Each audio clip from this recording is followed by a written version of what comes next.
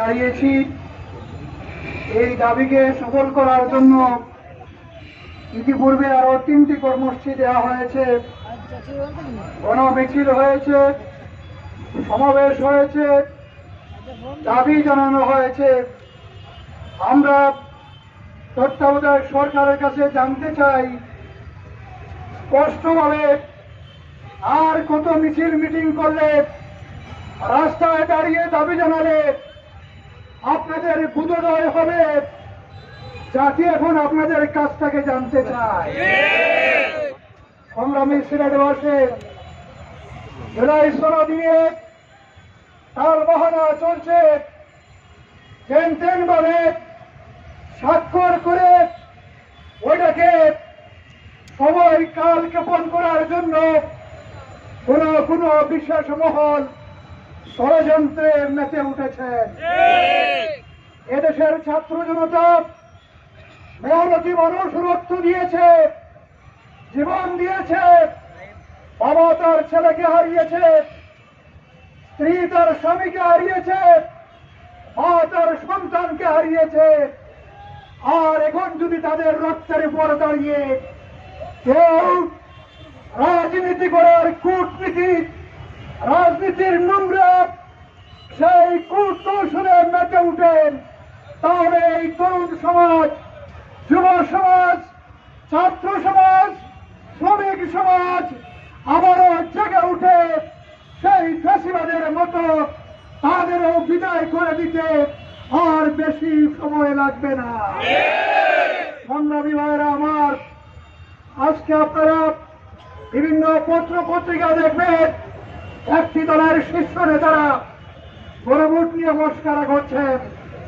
একজন বড় নেতা বলেছেন যে গণভোট এটা পিছন দিয়ে ভরে দিব।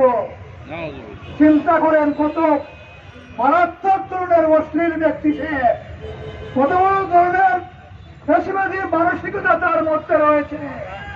সেই দলের আরেক নেতা বলেছেন, কেউ যদি দলের শীর্ষক অন্য কোনো মার্কায় ভোট দেয় তার কবজি নিয়ে বাড়ি দিতে পারবে না। এই ধরনের সন্ত্রাসী হুঙ্কার এই জাতি আর শুনতে চায় না।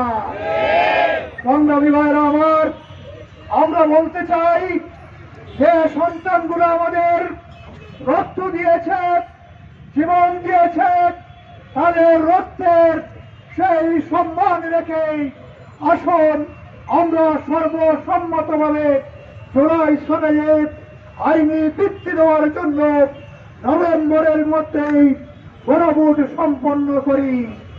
একটি ভোটের জন্য এত সময়ের প্রয়োজন নেই। এর আগেও বাংলাদেশে গণভোট হয়েছে, অল্প সময়ের ব্যবধানে এই ভোটের আয়োজন সম্পন্ন হয়েছে এবং সেইটা জাতি সেটি অংশগ্রহণ করেছে এবং আশা করি এই সময়ের মধ্যে সেটা সম্ভব।